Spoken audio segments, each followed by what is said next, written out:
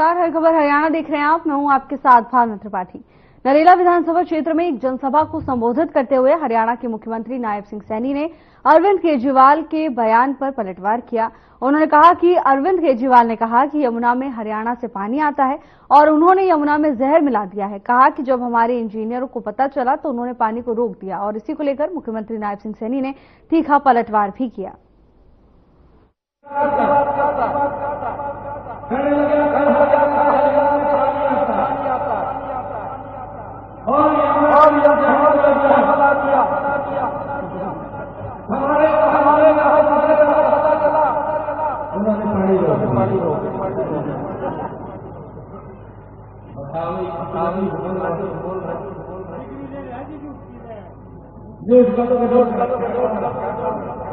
एक बात इस बात का ध्यान रखिए, ये झूठ के काम नहीं चलानी चाहिए। मैं उस पवित्र भूमि से आया हूं जिस भूमि को भगवान श्री कृष्ण ने गीता का चिंता करते हुए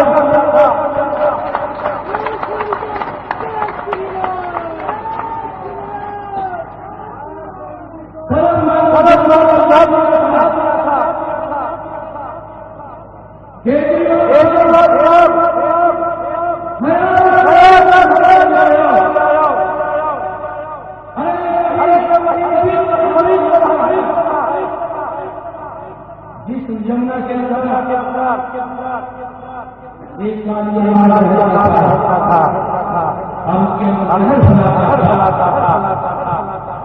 भगवान श्री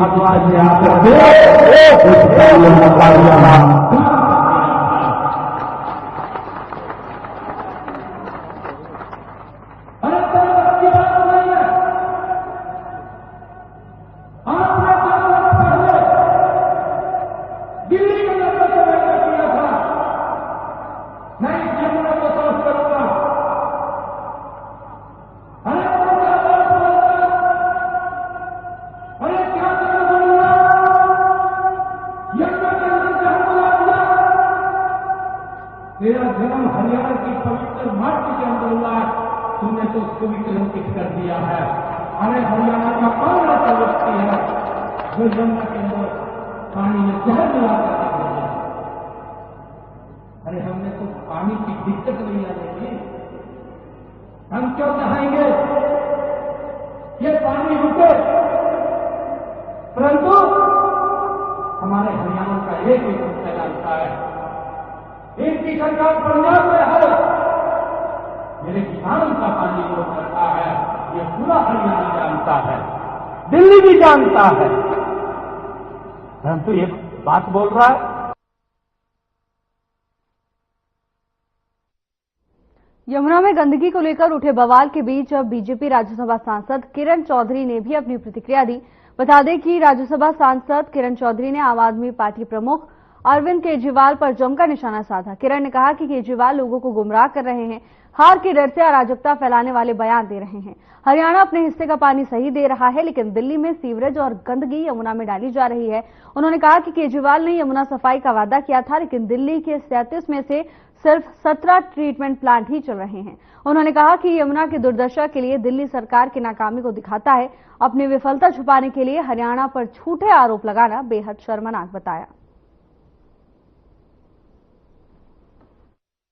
पानी दे रहा है और मुझे तो हैरानगी हुई इस बात को सुनते हुए कि केजरीवाल जी ने जिस तरह से कहा कि वाटर टेररिज्म जो है वो करा जा रहा है।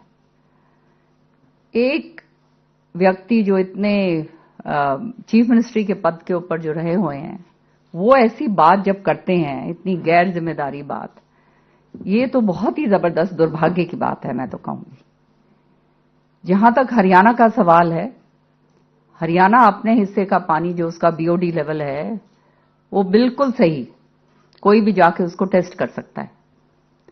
टीडीएस लेवल्स जो हैं वो बिल्कुल सही हैं, पीने के लायक हैं, सारा कुछ सही है। लेकिन वजीराबाद से लेकर जब वो आगे चलता है तो उसके अंदर इतनी बुरी तरह से सीवेज डाला जाता है, पॉलिथीन डाली जाती है, पता नहीं और क्या क्या जो है सामग्री और सब कुछ जो कुछ नहीं होना चाहिए वो यमुना के अंदर जो है। दिल्ली के पूर्व मुख्यमंत्री केजरीवाल ने हरियाणा सरकार पर बड़ा आरोप लगा दिया। उन्होंने यमुना के पानी को जहरीला करने का आरोप मुख्यमंत्री नायब सिंह सैनी पर लगाया, जिस पर बीजेपी ने पलटवार किया है। केजरीवाल और दिल्ली की मुख्यमंत्री आतिशी के खिलाफ विरोध प्रदर्शन कर केजरीवाल का पुतला फूंका गया। जिला अध्यक्ष वंदना पोपली ने कहा कि केजरीवाल के इस बयान पर मुख्यमंत्री नायब सिंह सैनी ने केजरीवाल पर मानहानि का केस डालने का बयान देकर केजरीवाल और दिल्ली की मुख्यमंत्री आतिशी को करारा जवाब दिया है। इसके साथ ही उन्होंने कहा कि वैसे भी केजरीवाल हमेशा अपनी नाकामियों का ठीकरा पड़ोसी राज्यों के सिर पर ही फोड़ते हैं।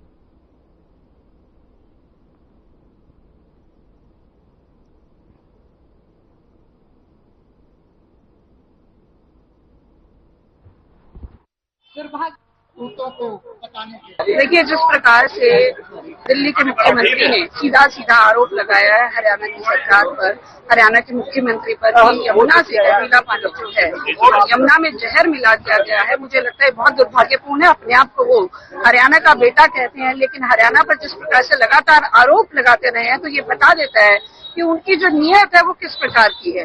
वो सिर्फ सत्ता सुख के लिए कुछ भी कर सकते हैं।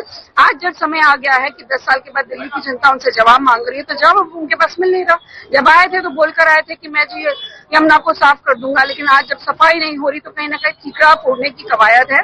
और ये पहली बार नहीं है, पहले भी ये केजरीवाल लगातार इस तरह के काम करते रहे हैं। चाहे दिल्ली में सूखा पड़े, बाढ़ आए, कोरोना हो, हर समय या तो केंद्र पर या हरियाणा पर बहुत ही दुर्भाग्य को बताने के। कुरुक्षेत्र पुलिस के सहयोग से करोड़ों रुपए की लूट के मामले में अंतर्राज्यीय आरोपी को पुलिस ने गिरफ्तार किया है। बता दें कि उत्तराखंड, पश्चिम बंगाल और बिहार में बड़ी लूट और फिरौती के मामलों का आरोपी गिरफ्तार कर लिया गया। जिला पुलिस की अपराध अन्वेषण शाखा 1 की टीम ने उत्तराखंड पुलिस के साथ मिलकर कई राज्यों में करोड़ों रुपए की लूट और फिरौती में शामिल आरोपी राहुल वासी बेगूसराय, बिहार को गिरफ्तार करने में सफलता हासिल की। पुलिस अधीक्षक वरुण सिंगला ने बताया कि आरोपी ने साल 2023 में उत्तराखंड के देहरादून में रिलायंस और ज्वेलर शोरूम से करीब 14.5 करोड़ रुपए की लूट हुई थी और इस लूट मामले में आरोपी राहुल वासी बेगूसराय, बिहार का मुख्य आरोपी के रूप में नाम सामने आया था।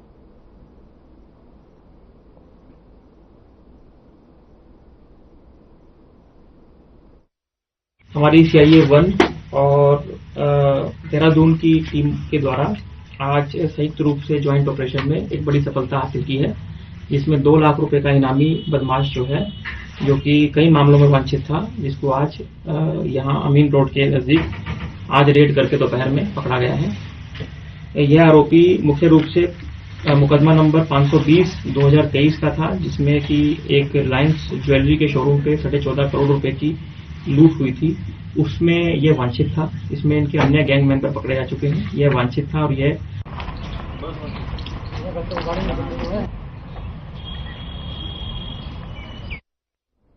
कुरुक्षेत्र पुलिस को बड़ी सफलता हाथ लगी है। बता दें कि डिजिटल अरेस्ट के नाम पर धोखाधड़ी करने के 3 आरोपियों को पुलिस ने गिरफ्तार किया है। साइबर कुरुक्षेत्र पुलिस ने बड़ी कामयाबी हासिल करते हुए डिजिटल अरेस्ट के नाम पर करोड़ों रुपए की धोखाधड़ी करने के 3 आरोपियों को गिरफ्तार कर लिया है। थाना साइबर कुरुक्षेत्र की टीम ने डिजिटल अरेस्ट के नाम पर करोड़ों रुपए की धोखाधड़ी करने के आरोप में डोडिया मोहित, रोला आशीष और ढोलरिया अंकित वासियान राजकोट गुजरात को गिरफ्तार करने में सफलता हासिल की। बता दें कि पुलिस अधीक्षक वरुण सिंगला ने बताया कि 11 जनवरी 25 को थाना साइबर कुरुक्षेत्र को साइबर पोर्टल से शिकायत मिली थी। शिकायत में सुशील गर्ग वासी शाहबाद कुरुक्षेत्र ने बताया कि उसके मोबाइल पर एक अनजान कॉल आई थी।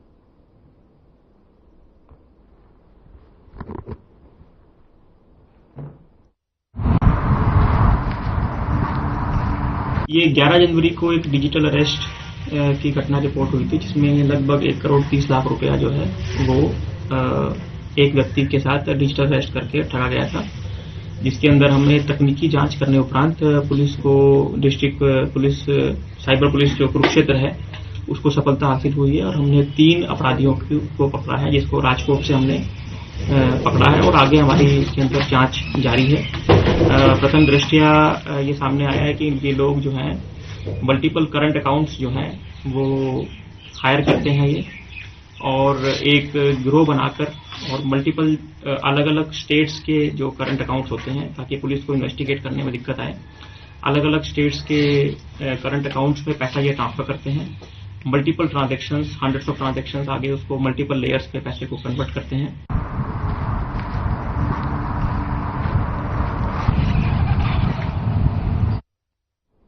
केजरीवाल के बयान को लेकर हरियाणा में सरकार के मंत्री और विधायकों ने रोष जताया।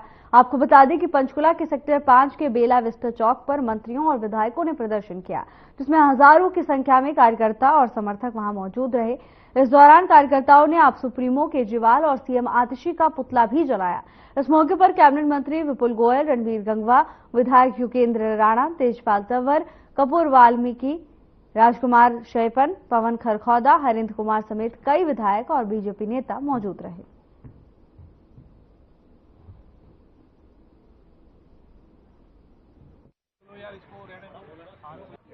केजरीवाल कोई इस तरीके की बात कर रहे हैं कि उनकी नई आदत नहीं है। चाहे पहले अनेकों आरोप लगाने का, झूठे आरोप, क्योंकि मुझे अच्छे तरीके से याद है जब ये पराली का रोना रोते थे हरियाणा में, माननीय मनोहर लाल जी की सरकार थी और इन्हें चंडीगढ़ के अंदर बुलाया गया और ये देखकर उन्होंने कहा कि हरियाणा तो बहुत बड़ा काम कर रहा है और हम लोग बगैर फालतू के आरोप प्रत्यारोप का काम कर रहे हैं। इसी तरीके से आज तो बहुत बड़ी बात इन्होंने, अरे भैया चुनाव के अंदर मुद्दे होते हैं, चुनाव के अंदर आरोप लगाए जाते हैं, लेकिन आधार इन झूठे आरोप कि हरियाणा के लोग दिल्ली की जनता को जहर परोसने का काम कर रहे हैं। देखिए, जिस तरीके से केजरीवाल जी ने बयान दिया है यमुना के अंदर जहर मिलाने का, बहुत ही निंदनीय है, बहुत ही गलत है।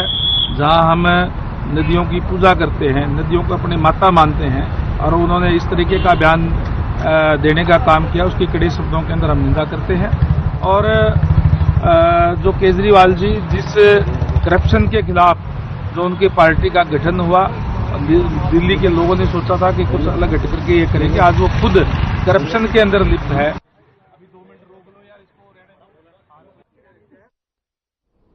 आम आदमी पार्टी के प्रमुख अरविंद केजरीवाल के यमुना के पानी पर दिए गए बयान को लेकर अब प्रदेश में विरोध शुरू हो गया है। करनाल के बीजेपी विधायक जगमोहन आनंद सहित कार्यकर्ताओं और नेताओं ने करनाल में विरोध प्रदर्शन किया।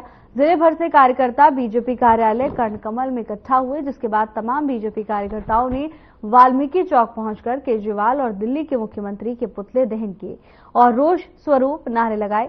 बीजेपी विधायक जगमोहन आनंद ने कहा कि जब हरियाणा मुख्यमंत्री हरियाणा सरकार के 100 दिन का लेखा जोखा पेश कर रहे हैं तो केजरीवाल अपनी घटिया मानसिकता का परिचय देते हुए सीएम नायब सिंह सैनी पर यमुना में जहर घोलने का आरोप लगा रहे हैं। उन्होंने कहा कि वो इस बयान की कड़ी निंदा करते हैं।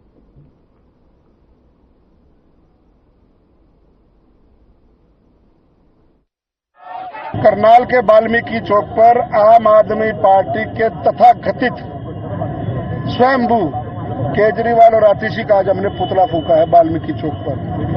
कल उन्होंने घटिया मानसिकता का परिचय देते हुए हरियाणा के मुख्यमंत्री जो ओबीसी समाज से आते हैं, गरीब परिवार से आते हैं, हम जब 100 दिन का अपना लेखा जोखा मुख्यमंत्री जी पेश कर रहे थे, हरियाणा का अपना एक विजन पेश कर रहे थे, ऐसे मौके पर उन्होंने ये घटिया मानसिकता का परिचय देते हुए यमुना में जहर घोलने का आरोप लगाया है। इस आरोप की हम भारतीय जनता पार्टी करनाल जिले के सभी समस्त कार्यकर्ता कड़ी भर्त्सना करते हैं। केजरीवाल भारतीय राजनीति में मैं समझता हूं उनसे झूठा कोई व्यक्ति नहीं है। उन्होंने झूठ पर आधारित राजनीति लगभग 11 वर्ष पूर्व शुरू की और किस प्रकार से उन्होंने 11 वर्षों में दिल्ली की आम जनता को ठगने का काम झूठ बोलकर किया है वो हम सबके सामने है। और आज अपनी हार से इस कदर वो बौखलाए हुए हैं कि आज वो हरियाणा के बारे में, हरियाणा सरकार के बारे में उल जलूल भाषण दे रहे हैं। वो बोलते हैं कि हरियाणा ने यमुना नदी में जहर घोलकर दिल्ली वासियों को पिलाने के लिए, मारने के लिए भेजा है। ये उनकी बौखलाहट का ही असर है कि वो आज इस प्रकार के उल जलूल बयान दे रहे हैं।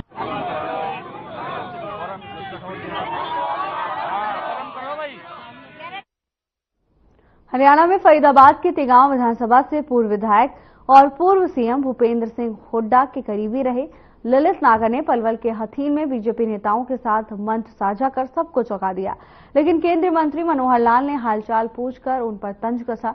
पूर्व सीएम ने ललित के मंच साझा करने पर कहा कि ललित नागर ने भी मंच साझा कर लिया है, क्यों किया है ये नहीं पता। उन्होंने कहा यह किसी ने आपको बुलाया है या आप अपने आप आए।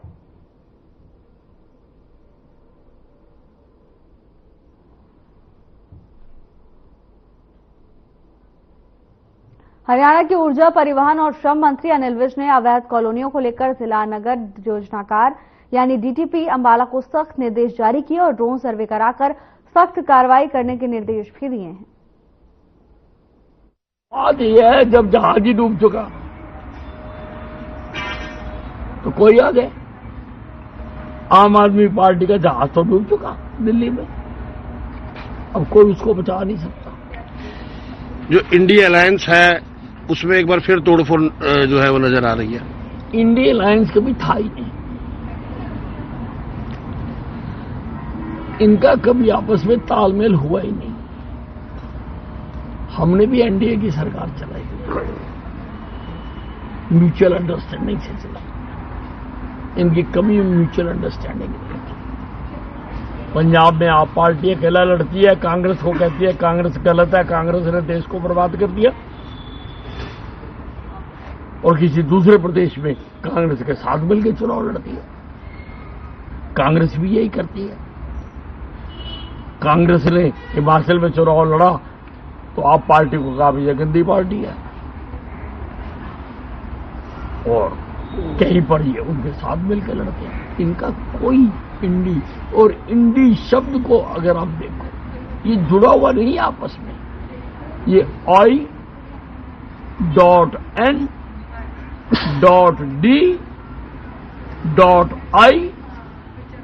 है, ये जुड़ा हुआ कहीं से है ही नहीं, है ही टूटा फूटा, ये तो टूटी फूटी है।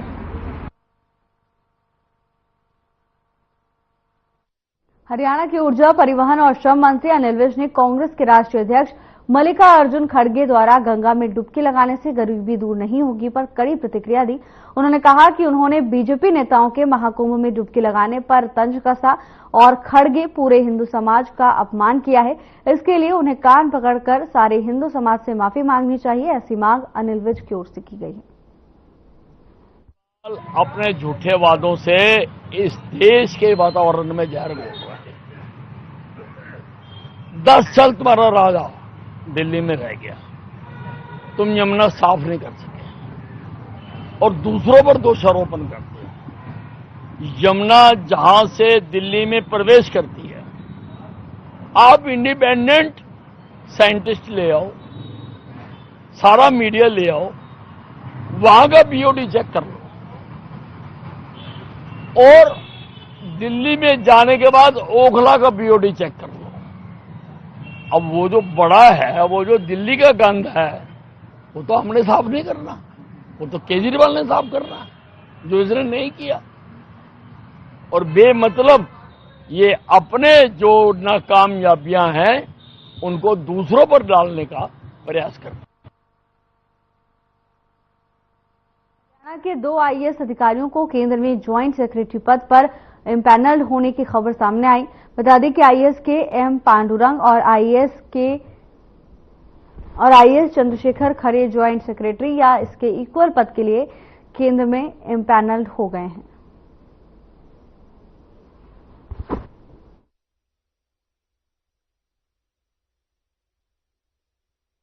पूंडरी कई दिनों बाद ब्लॉक समिति को नई चेयरपर्सन और वाइस चेयरपर्सन मिल गई है। हालांकि ये सर्वसम्मति से नहीं हुआ बल्कि मतदान से हुआ है। करीब 3 घंटे तक चली कार्रवाई के बाद ब्लॉक समिति को नई चेयरपर्सन मिल सकी।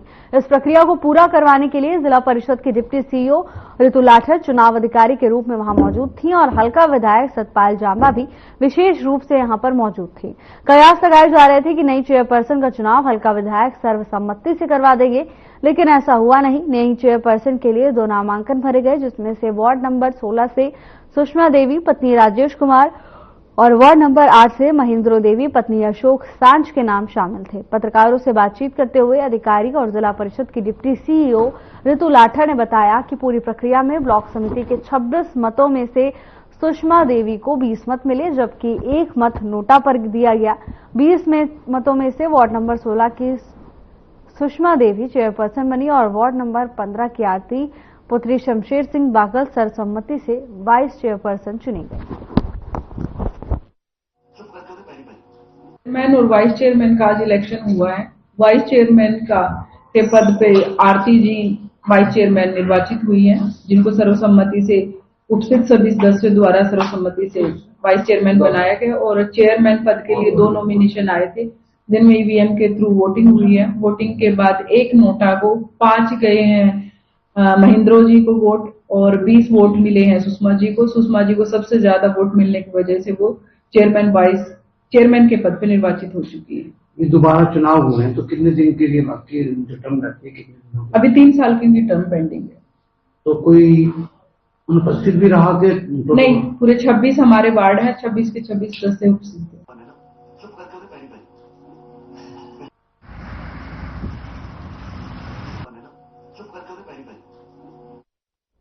खबर फरीदाबाद से है, जहां हरियाणा सरकार की बड़ी पहल सामने आ रही है और इस पहल के तहत सरकार प्रयागराज के लिए स्पेशल बसें चला रही है, जिसमें सीनियर सिटीजन को किराए में 50% की छूट भी दी गई है। वहीं लोगों ने सरकार के इस फैसले का स्वागत किया।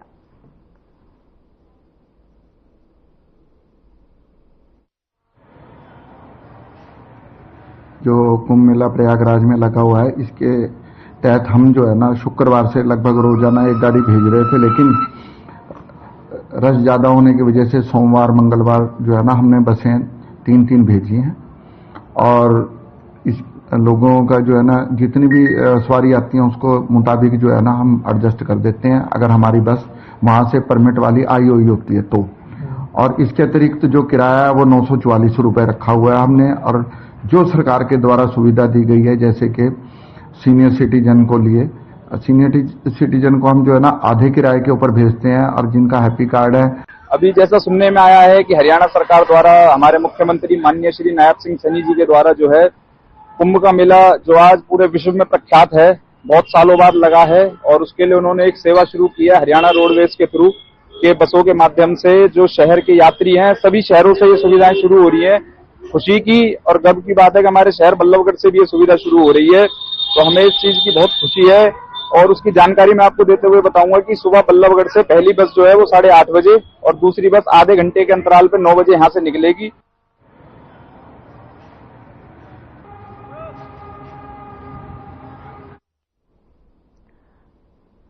फरीदाबाद वासियों के लिए हरियाणा सरकार एक बड़ी सौगात दे रही है। आपको बता दें कि बुजुर्गों के लिए किराए में 50% की छूट दी जा रही है, तो वहीं प्रयागराज जाने के लिए स्पेशल तरह की बसें संचालित की जा रही हैं, जिससे आसानी से फरीदाबाद वासी प्रयागराज पहुंच सकें और महाकुंभ में जाकर पवित्र गंगा में आस्था की डुबकी लगा सके। इसको लेकर हरियाणा सरकार की ओर से तरह तरह के कदम उठाए जा रहे हैं और फरीदाबाद में एक सराहनीय पहल हरियाणा के सरकार की तरफ से सामने आई है, जहां स्पेशल बसें प्रयागराज के लिए चलाई जा रही हैं।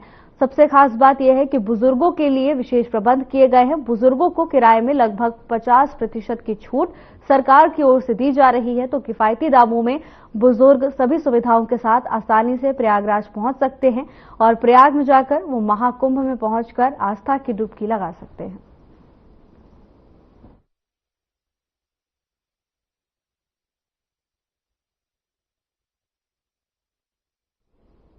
बुलेटिन में मेरे साथ बस इतना ही। अब वक्त हो चला है डॉक्टर राकेश गुप्ता के साथ हमारे खास कार्यक्रम प्लस माइनस का।